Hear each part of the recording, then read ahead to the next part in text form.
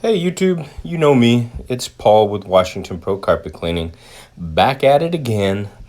I am doing some wool carpets. Her son jumped out of bed and peed all over that area that I just showed you. So it's human urine. And I'm also going to catch just this landing right here, the turn section between all the rooms.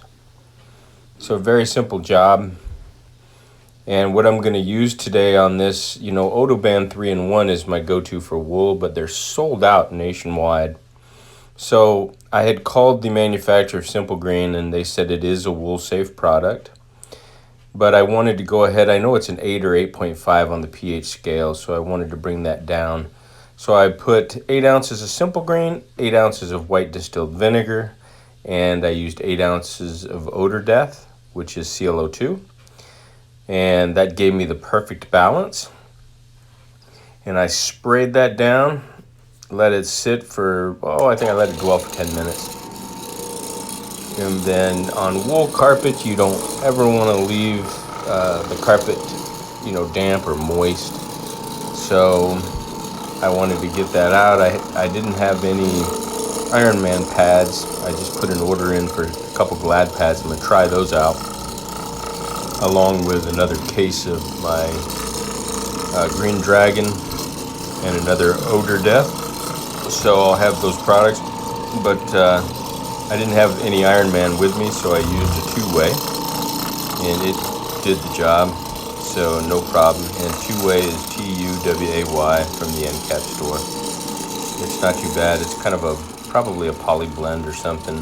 But for this carpet, you can clearly see as I rotate across, once I get all the areas along the wall here, I'll come back and forth, and you can see, at least I can see, I don't know if the camera shows it, it is just clearing out one whole section. And her main concern was the odor. Her son, I guess, took Oxy laundry soap and soaked it and then used a shop vac. She had to use vinegar to neutralize the soap to get it to turn back to white. So it's been about a week, and there is a human odor. It smells like you're in a public bathroom or one of those outhouse, or not an outhouse, those porta potties, how you have that urine smell, just stinks. And believe it or not, when I was finished, the Odor Death completely neutralized the odor. She was so happy, she couldn't believe it. And I did notice something this time. The water that I mixed, used my rinseroo and the sink that was up here, was really, really hot.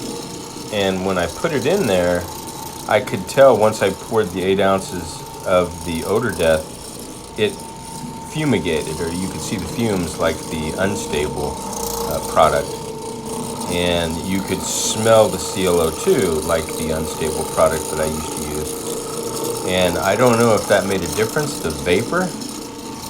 Maybe you have to go back and read the directions, but maybe you have to use hot water with that product in order for it to really do the job. Because I've had a couple areas where I had to come back and respray it.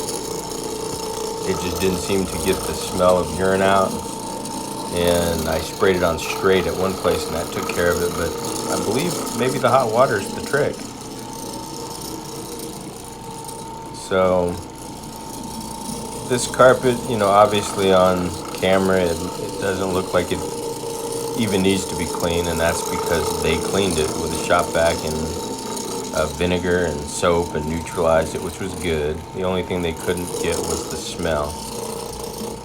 So that's where I come in here. They were very pleased with the job.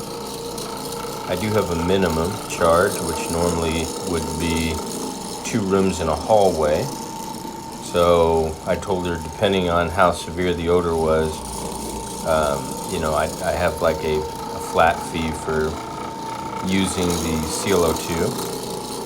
And I told her if, I could reasonably squeeze in another area on top of just this one little room, I'd do it. So that's where the landing came in. but really, really nice people. They were so happy that the smell was gone. They handed me a wad of cash, and it was very generous, way more than what my minimum charge was. I even tried to, say, hey, I'm owner operator, and while I appreciate the tip, I just, maybe recommend me to friends. And they insisted. They said, no, you did a fantastic job. So got a pretty large tip, which is nice. And you'll notice if you look down at the head of the Auric, before I brought this machine up, I had noticed that the Green Dragon, anything powdered form, it was whipping up some of the powder, and it was all powderized and made the machine look filthy. So I took a little bit of the Simple Green in a bottle in water, sprayed down the equipment, and wiped it clean so that when I brought it in, it looked like a brand new unit. You can see it shining down there. It's important to me. I know there's a couple guys that show up with lint and dust and dirt and crap all over their machine. They just don't care.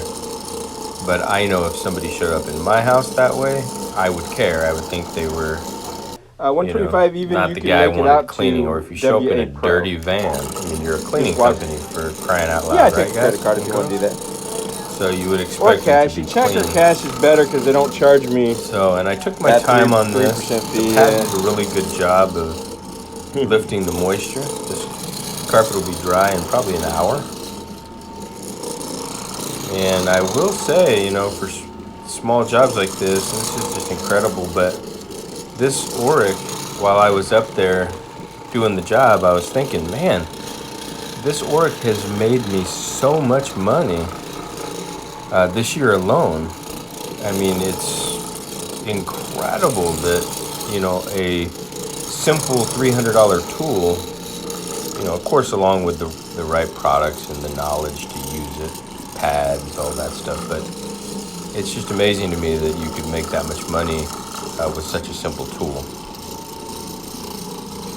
So, and like I said, I am looking forward to using the 17-inch. I'm going to figure out the wheel situation, or maybe I'm overthinking it. Maybe I'll just try the wheels the way they are, drag it upstairs and see, how close they are to the steps themselves, if it's something easy to get up there without banging it. So if you're one of those guys that has a rotary or a heavy orbital, 100 pounds, and you still have the original small wheels, it's an up wheel unit, get in touch with me on my comment section. I would love to see how you bring your machine upstairs. Are you just lifting it and carrying it, which I wouldn't be able to do, or are you using those small wheels, and when it gets to the top, because of the weight, does it slam into the front of the next stair, or is it a smooth transition? So I'd love to get some feedback from you guys. I know there's a lot of guys that use the rotary, and I always see the same small wheels on there on the majority of the guys, and I think, man, I wonder if it's just something that maybe I'm overthinking and maybe I don't need the bigger wheels. I don't know yet. So the Scott 2-gallon lithium sprayer has proven to be a champ. It puts out plenty of liquid, and I changed the tip. It has I believe it's a 95 degree O2 orifice, so a 9502 T-jet. Simple to do. You just screw it on. It does the job, and I haven't charged this thing up for about 9 jobs now. I figured I'd let it just keep dying down, because you can hit a point to where you ruin the battery if you don't let them go all the way down, then charge them back up. Excuse me. So I'm finished with that area, and I'm going to do the landing, and then I'll be able to pack up and get paid and go. I did use 2 pads, just I didn't know what was going to come up, if there was going to be a lot of residue from the soap. So that's the dirty one, you can see, and then I'll put a clean one on there.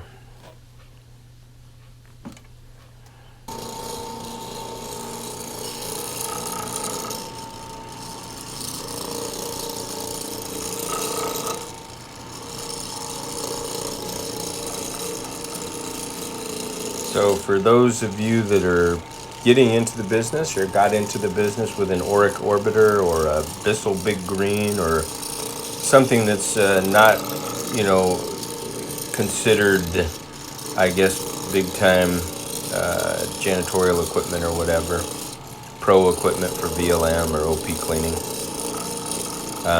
you know, fear not. Just take your time. You know, go back through some of my videos and watch, you know, what I'm doing, what I'm using, and you know, you'll see. I mean, I bring this thing in. I brought it into a house. I mean, I bring it into homes that are $1 million+ homes with carpet that is, you know, all wool that probably cost a good $40,000 to $50,000 throughout the whole house. And I'm bringing the Auric Orbiter and the Green Dragon, or you know, whatever I feel like I need to use, and there's no fear. These machines won't damage. You know, they're real easy to use. No belts, no bearings. So, you know, just get acquainted with the machine and have confidence. If you walk in there and you already feel inferior and embarrassed, which I've talked to a lot of new people that bought the Auric, and they feel like the customers are staring them down or looking at them or expecting Stanley Steamer, then you're overthinking it. You're gonna will it on yourself, and then you'll have people ask you questions.